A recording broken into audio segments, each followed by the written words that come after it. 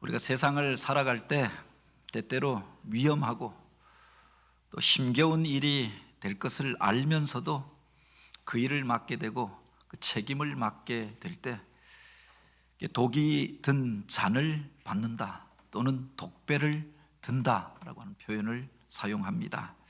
그만큼 위험한 일이고 또 고통스러운 일인 줄 알지만 누군가가 감당해야 할 일이고 누군가가 맡아야 할 일이기 때문에 기꺼이 내가 그 일을 맡겠습니다. 나설 때 독배를 마신다라고 하는 표현을 사용하지요.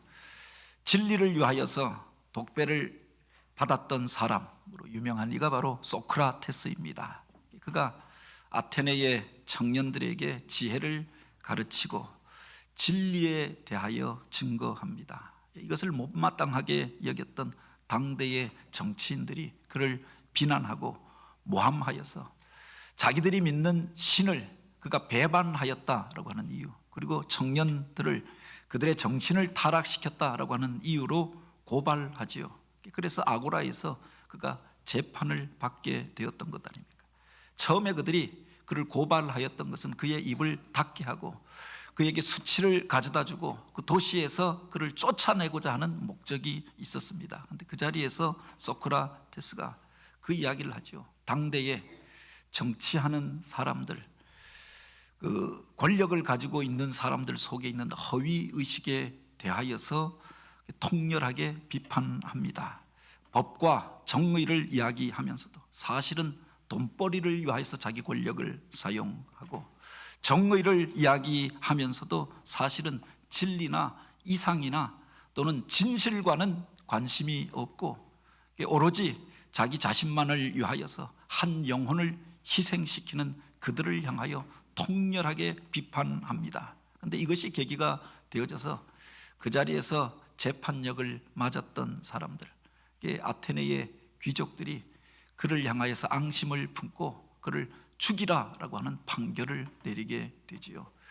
500여 명이 투표에 참여하였는데 260명이 넘게 그를 죽여야 한다라고 하는 그 판결의 표를 던졌다라고 이야기합니다. 그래서 그가 죽음을 맞이하게 되었던 거죠. 그의 죽음을 안타깝게 여겼던 이들이 또 그의 친구였던 클리톤이라고 하는 이가 밤중에 그가 나갈 길을 다 준비하여 놓고 그리고 이제 그로 피하라고 그를 한밤중에 찾아오게 됩니다. 그가 이것을 거절하잖아요. 내가 진리가 보다 소중한 것을 나의 죽음으로 증명하여 보이겠네 라고 이야기하면서 그가 그 이야기를 하였습니다. 사는 것이 문제가 아니라 보다 중요한 것은 바로 사는 것이라네. 오늘 우리가 이 세상 가운데서 단지 살아있는 것 그 자체가 아니라 바로 살아야 하는 것 아닙니까? 이것을 위하여서 그가 자기 목숨을 던지고 독배를 마셨다라고 하는 겁니다. 그를 가리켜서 철학의 아버지, 서양 철학의 아버지라고 이야기하잖아요. 진리를 위하여 자기 목숨까지도 내어 던졌다라고 하는 겁니다. 이전에 그 대학에 들어가면은 신입생 환영회에서 사발식이라고 하는 것을 했습니다. 지금도 이런 풍습들이 남아 있어서 이따금씩 사회적인 문제가 되기도 하는데 옛날에는 무슨 신입생 환영회가 되어지면은 선배들이 환영회라고 해서 현수막을 걸어놓고 후배들을 향하여서 자기들이 마련한 술자리들을 그렇게 준비하는 겁니다. 그리고 마지막에 사발식이라고 하는 것을 하면서 우리 철학과에서는 소크라테스 주를 만들어 주는 겁니다. 소주에다가 그때는 크라운 맥주가 있었는데 크라운 맥주를 섞어서 소크라테스, 근데 요사이는 콜라를 섞는다라고 하더라고요.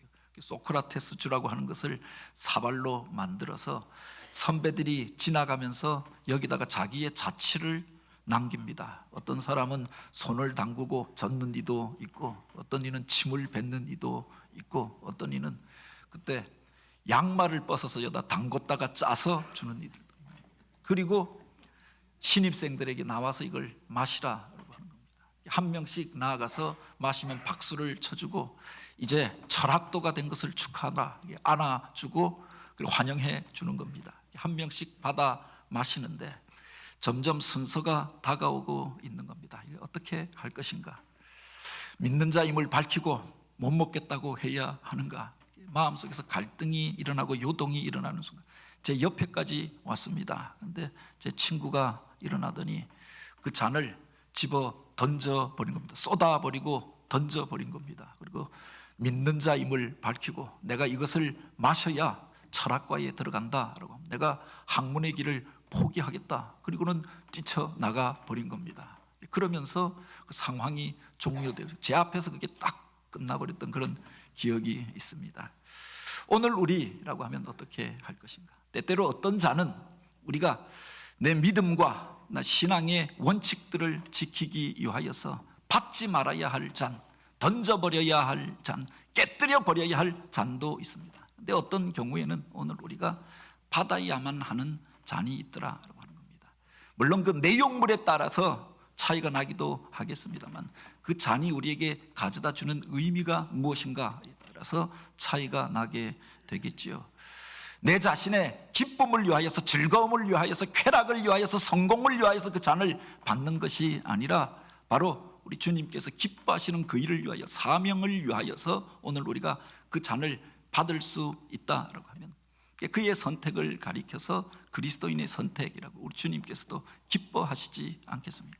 세상을 살면서 수많은 선택의 자리에 놓여지게 됩니다. 오늘 우리는 그 잔을 어떻게 대하고 있느냐라고 하는 겁니다. 오늘 우리가 읽은 이 본문은 예수님께서 마지막 만찬을 드신 이후에 제자들과 함께 겟세마네 동산에 올라가셨을 때 그 새벽에 있었던 일들을 기록하고 있습니다. 주님께서 십자가의 죽음이 이제 다가오고 있음을 아시고 그 마지막 밤에 제자들과 함께 마지막 만찬을 드십니다. 그 제자들 한 명 한 명을 향하여서 안타까운 마음을 품고 그들의 더러운 발을 씻겨주시고 한 명 한 명 축복하여 주십니다. 그리고 마지막 설교를 천국 백성의 삶에 대하여서 그들에게 가르치십니다. 그리고 이제 제자들과 함께 당신이 늘 예루살렘에 오시면 기도하러 가시던 바로 감람산의 한 언덕 겟세마네 동산을 향하여 나아가시게 되지요. 예루살렘이라고 하는 도시가 있으면 그 맞은편에 감람산이 있습니다. 감람나무가 많다라고 해서 감람산이라고 이야기하는데 이게 한자 표현이고 올리브 나무, 올리브산이라고 하는 게 보라 바른 표현이겠지요. 그 중에 한 중턱쯤에 있는 언덕을 가리켜서 겟세마네 동산이라고 이야기합니다. 겟세마네라고 하는 것이 기름 짜는 곳이라고 하는 의미인데 올리브 나무가 많이 있으니 그 열매들이 맺히면 그것들을 모아다가 기름 짜는 곳이 그 중턱쯤에 언덕에 있었는데 예수님께서 예루살렘에 오시면 늘 그곳에 나아가셔서 기도하셨다라고 하였습니다.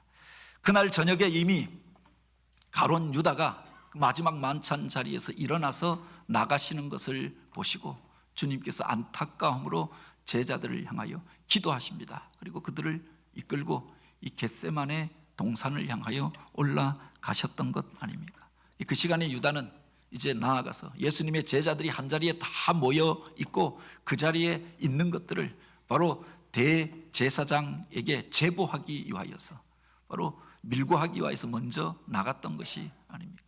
그가 가서 그의 이야기를 듣고 이제 대제사장이 그 하석들을 시켜서 그들이 칼과 몽치로 무장을 하고 예수님을 잡기 위하여 횃불을 밝히고 나서게 되어집니다.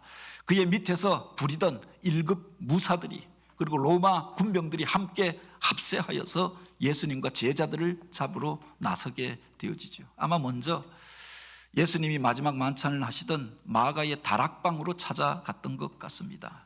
그 와중에 마가가 그렇게 그 겉옷만 입고 그들을 따라와서 그들이 그를 부를 때 그 옷까지 벗어 던지고 도망하였던 것으로 보아서 아마 그 집에 먼저 닥쳐서 예수님이 없는 것을 알고는 이제 겟세마네 동산을 향하여 오르게 되어졌던 거죠. 횃불을 밝히고 칼을 들고 또 그 밧줄과 예수님을 그 올고 맬 그 사슬들을 가지고 그곳에 찾아오고 있었습니다. 위기가 고조되어지는 순간이 아니었습니까? 본문에 보면 예수님께서 이제 당하실 일들을 다 아시고라고 하였습니다. 앞으로 당신이 당할 일들, 당신이 겪게 될 고난과 아픔과 십자가에 대해서 이미 다 알고 계셨다. 성경은 그렇게 기록합니다. 이미 예수님께서 예루살렘을 향하여 올라가실 때 제자들에게 4번에 걸쳐서 당신이 고난당하고 죽게 될 것을 예고하십니다. 기쁨의 길이 아니라, 영광의 길이 아니라 고난당하고 죽게 되는 길이다 라고 하는 것을 제자들에게 말씀하시며 예루살렘에 오르셨던 것 아닙니까? 요한복음 13장에 보면 마지막 만찬을 드시면서 이제 너희 중에 하나가 나를 팔게 되리라. 누가 당신을 배반하고 팔고 당신이 당하게 될 그 죽음에 대하여서 이미 그들에게 그 만찬의 자리에서 말씀하셨던 것 아닙니까? 그 모든 일들을 이미 다 알고 계셨다라고 하였습니다. 그런데 주님께서 당신을 잡으러 오는 이들, 당신을 죽이려고 칼과 망치를 가지고 그 언덕을 향하여 올라오는 그들을 보시고 기꺼이 나아가 그들을 맞이하고 있는 주님의 모습을 보게 됩니다. 당시에 제자들은 무슨 일들이 벌어지는지 깨닫지 못해요. 주님의 그 말씀에도 불구하고 주님께서 땀방울이 핏방울이 되도록 겟세마네 동산에서 기도하실 때에도 그들은 널브러서 잠을 자고 있었고 졸고 있었다라고 했습니다. 안타까움으로 너희가 나를 위하여 한시라도 깨어 있을 수 없었더냐, 그렇게 말씀하시지 않았습니까? 잠시 후에 뿔뿔이 흩어지고 주님을 부인하게 될 그 모든 모습을 이미 주님께서는 알고 계셨습니다. 전혀 고난에 대하여, 박해에 대하여 준비가 되어져 있지 않았던 상태가 아닙니까? 더구나 이제 가룟 유다가 누가 예수님이고 누가 예수님을 따르던 제자들인가 낱낱이 고발하여서 다 끌려갈 위기의 순간이 지금 다가오고 있었던 거지요. 이 모든 것들을 주님께서 이미 다 알고 있었다라고 피하여야 하는 것 아닙니까? 왜? 그곳에 어려움이 있는 줄 아는데 그 길에 왜 갔느냐? 우리가 어떤 사건이 터지면 그렇게 이야기합니다. 그곳에 왜 갔느냐? 그러니 그 일을 당한 게 아닙니다. 피할 길이 있었는데 왜 피하지 아니하였느냐라고 이야기하기도 합니다. 예수님께서 고난을 당하실 것을 아셨고 또 그 길이 죽을 길임을 아셨지만 예루살렘을 향하여 올라가십니다. 당신을 잡으러 그들이 오고 있는 것들을 알고 계셨지만 피하지 아니하십니다. 산이었고 피할 길이 있었고 그들은 예수님이 누군지 정확하게 알지 못하였기 때문에 제보자가 필요했고 제자 중에 누군가가 와서 예수가 누구인지 지목해야 알 수가 있는 상황이었습니다. 캄캄한 밤이 아니었습니까? 여러 가지 피할 길이 있었고 굳이 그 길로 가지 않아도 되는 상황이었습니다. 그런데 여기에 보면 당신을 향하여 나온 그들을 향하여 기꺼이 나아가서 내가 그라라고 밝히는 주님의 모습을 보게 되지요. 4절에 보면 예수께서 그 당할 일을 다 아시고 나아가 이르시되 너희가 누구를 찾느냐? 당신을 잡으러 온 그들에게, 당신을 죽이려고 찾아온 그들에게 너희가 누구를 찾느냐라고 물으십니다. 그들이 나사렛 예수를 찾는다라고 이야기하니까 내가 그로라라고 그렇게 자신이 누구신가 신분을 밝히시는 겁니다. 예수님이 누구신지 알지 못하여서 그 비슷비슷한 청년들이 그렇게 그곳에 같이 모여 있으니까 지금처럼 사진이 있고 무슨 영상을 보고 그것을 밝히 아는 시대가 아니었기 때문에 밝히 불을 밝히고 찾을 수 있는 상황이 아니었기 때문에 그래서 제보자가 필요했고 제자 중에 배신자가 필요했던 거죠. 그런데 그곳에 주님을 찾아온 그들 앞에 오히려 주님 앞에서 먼저 나서서 내가 그로라라고 대답하시는 겁니다.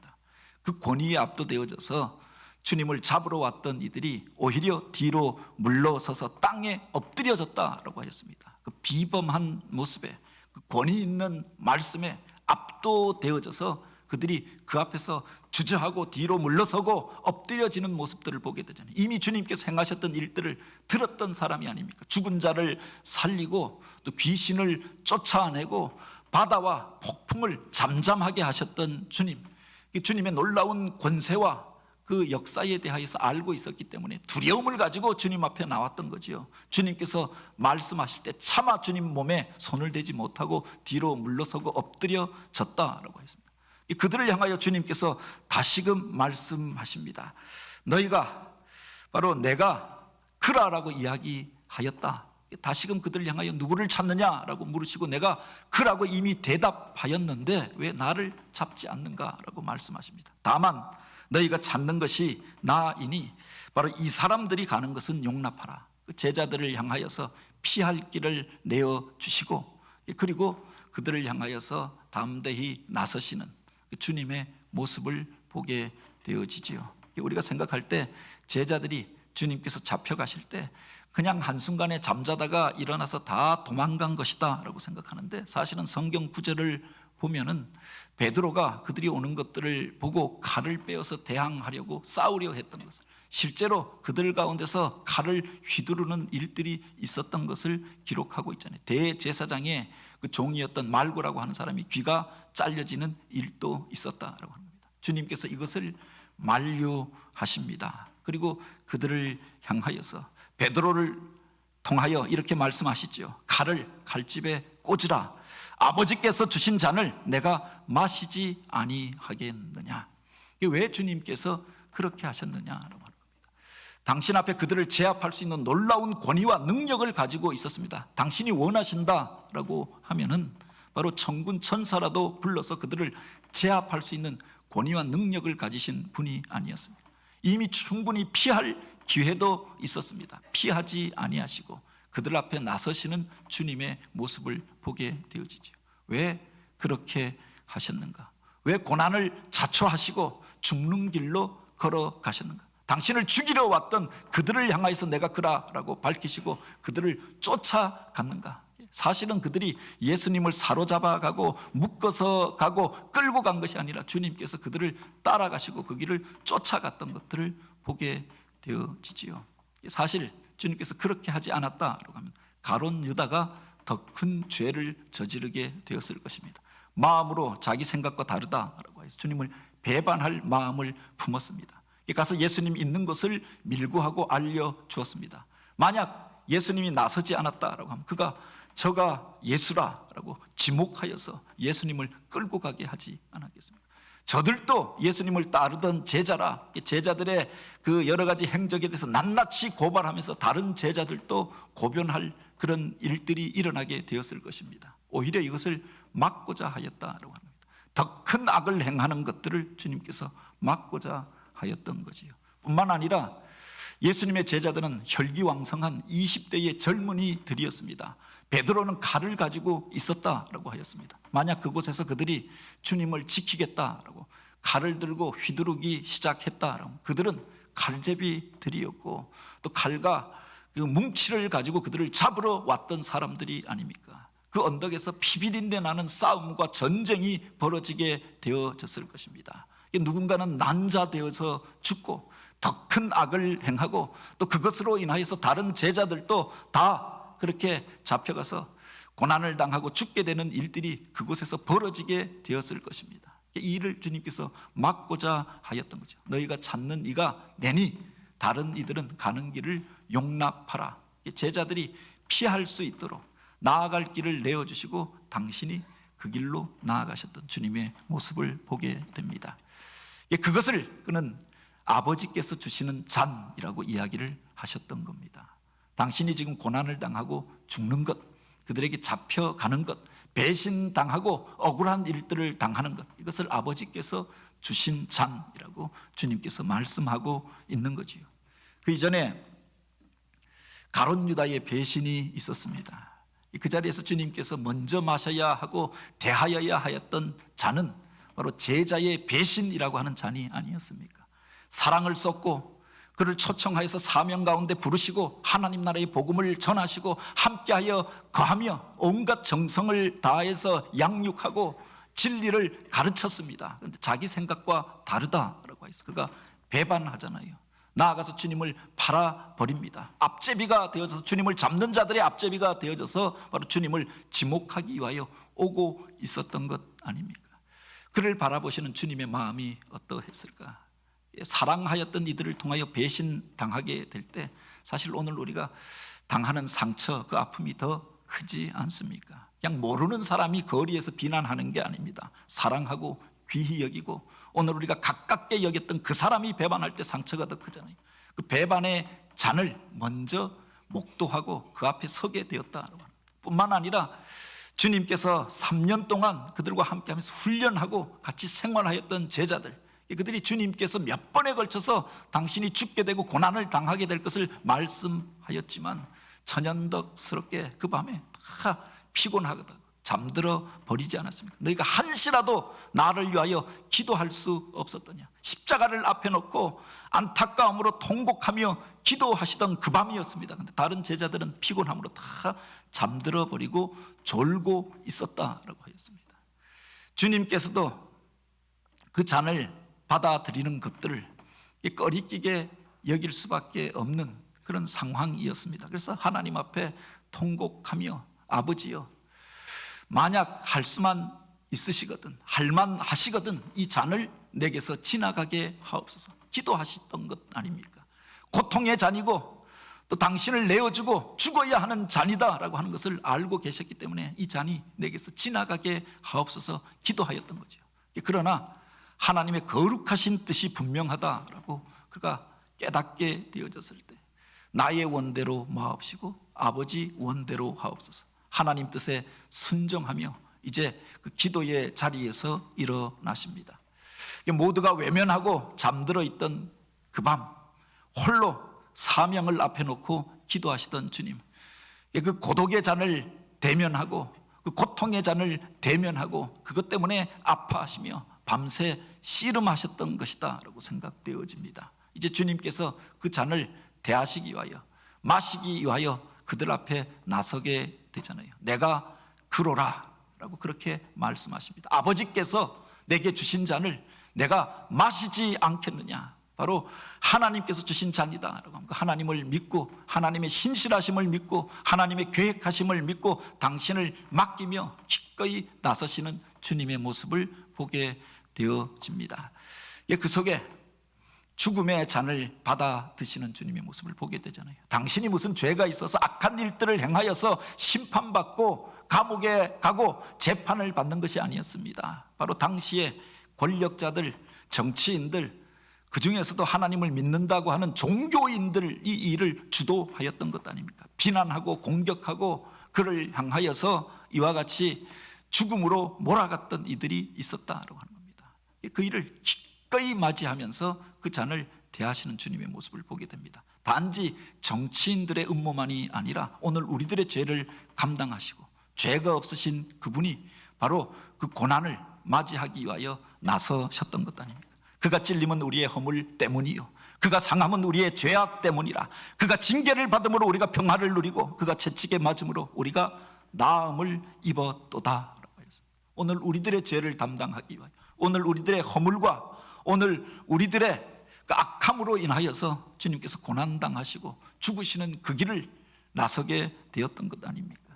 그 은혜로 인하여서 구원함을 얻은 이들이 바로 저와 여러분이 아닙니까? 인자가 온 것은 섬김을 받으려 함이 아니라 도리어 섬기려 하고 자기 목숨을 많은 사람의 대속물로 주려 함이라. 당신이 오신 목적을 분명하게 고백하시고 당신의 목숨까지 내어주시고 그 온 피와 물을 다 쏟기까지 우리를 사랑하셨던 그 주님의 사랑을 우리가 기억하길 원합니다.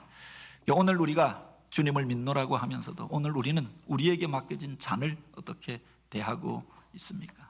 교회 안에서 때때로 어떤 직분을 맡게 될 때 그런 말들을 하시는 분들이 있습니다. 그거 나한테 맡기면 제가 이 교회 떠나겠습니다. 뭐 특별한 일들이 아닙니다. 돌아가면서 여전도회 회장하고 또는 구역장 하는데 그 일 맡기면 교회를 떠나가겠다라고 이야기하는 이들이 있습니다. 이게 무슨 주님께서 받으셨던 죽음의 잔이 아니잖아요. 조금 부담이 되어지는 잔인데 그렇게 말씀하시는 경우가 있습니다. 어떤 분들은 교회에서 무슨 전도운동을 하고 또 한 영혼을 작정하라, 그런 부담 가는 일들 좀 시키지 말라, 그것 때문에 성도들이 다 떠나간다, 이렇게 이야기하십니다. 영혼 구원을 위하여서 우리가 기도하자, 한 영혼을 품고 기도하자라고 하는데 이것 때문에 사람들이 오히려 떠나간다, 그런 시대에 우리가 살아가고 있습니다. 오늘 우리는 우리에게 맡겨진 잔을 어떻게 대면하고 있습니까? 제자들은 결국 그 자리에서 그 위험스럽고 어려운 일들이 닥쳐지게 되어졌을 때 모두 뿔뿔이 흩어지고 또 나중에는 베드로도 주님을 모른다고 부인하고 그 중에 주님께서 사랑하셨던 한 제자는 주님을 배반하고 반대편에 서서 대적자들의 앞장이가 되어서 찾아오는 그때 끝까지 주님을 따라갔던 제자들이 있지 않습니까? 남자 제자들이 다 떠나간 자리 가운데 그 여인들이 12제자의 이름에도 올려있지 않는 그 무명의 여자 신자들이 주님께서 고난당하고 골고다 언덕길을 올라가실 때 울면서 주님을 따라갑니다. 주님을 믿고 따르는 것이 불이익을 받고 고난을 당하고 자기도 잡혀갈 수 있는 상황이었습니다. 주님과 함께 울면서 주님을 쫓아갑니다. 주님께서 쓰러졌을 때 가서 그 옷자락으로 주님의 얼굴을 닦으며 함께 울고 함께 그곳에서 고통스러워하던 이들이 있었다. 십자가까지 쫓아갔던 제자들이 있지 않습니까? 그 앞에서 주님을 향하여 함께 울고 그 고통에 참여하였던 이들이 있다. 이미 주님께서 죽으신 이후에도 주님을 향한 그 약속과 언약을 기억하고 마지막 도리를 다하기 위하여서 주님이 그렇게 시신이 묻혀있던 그 무덤을 향하여 찾아갔던 이들이 있었다고 합니다. 주님을 사랑하는 마음으로 기꺼이 그것 때문에 불이익을 받을 수도 있지만, 그것 때문에 억울한 일들을 당할 수도 있지만, 어쩌면 죽음이 기다릴지도 모르는 그곳을 향하여서 나아갔던 이들이 있었다고 하는 겁니다.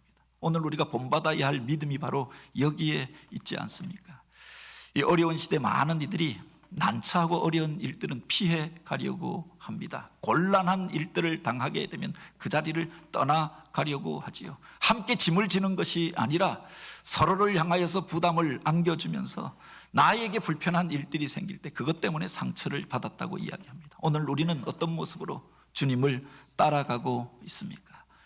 내가 받은 이 잔을 너희도 마실 수 있느냐? 주님께서 그렇게 질문하십니다. 그때 우리는 무엇라고 대답하시겠습니까? 인류의 문화를 이야기할 때 두 가지 문명이 같이 발달해 왔다라고 이야기합니다. 성경 안에서도 두 가지 역사, 갈라지는 역사에 대하여 이야기하는데, 보통 인류의 문명을 이야기할 때 그들이 사용하던 무기가 어떻게 발달해 왔는가를 가지고 역사가 발전해 온 단계를 나눕니다. 원래 구석기에서 신석기로, 신석기에서 청동기로, 청동기에서 철기로, 그것이 무엇이냐?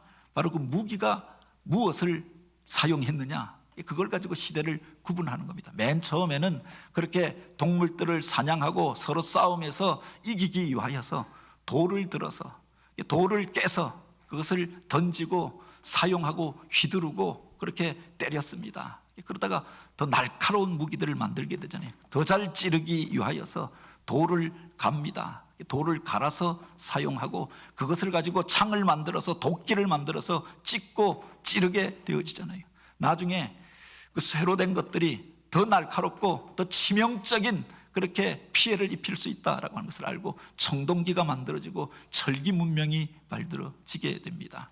사람들을 찌르고 상하게 하는 더 악랄한 무기들을 만들어 가게 되잖아요. 처음에는 휘두르고 때렸는데 찌르고 자르고 이제는 쏘고 그리고 폭파시키고, 그래서 더 많은 이들을 살상시키는 무기를 가진 이들이 세상의 지배자가 되고 권력을 잡고 세상의 문명을 이끌어왔다라고 이야기합니다.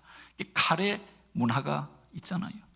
그런데 그 반면에 우리가 문명의 역사 과정을 탐구할 때 이 칼이 아니라 그릇을 가지고 역사를 구분하는 법이 있습니다. 그릇이라고 하는 것은 무엇인가를 담는 것 아닙니까? 무엇을 전하여 주기 위하여 그것을 사용하죠. 내가 그냥 품고 당일 먹고 마는 것이 아니라 그것을 가지고 전하여 주기 위하여, 보존하여서 더 풍성하게 누리기 위하여서 그릇을 만들게 되잖아요. 단지 그릇만 만든 것이 아니라 뚜껑을 만들고 더 오래 보존할 수 있는, 더 많은 사람들이 그것을 나눌 수 있는 이것을 만들면서 또한 문명이 발달해 왔다라고 합니다. 그 그릇을 통하여서 어느 시대라고 하는 것들을 구분하는 방법이 있습니다. 오늘 우리들 가운데 이 두 가지 문화가 같이 병존하는 시대에 우리가 살고 있잖아요.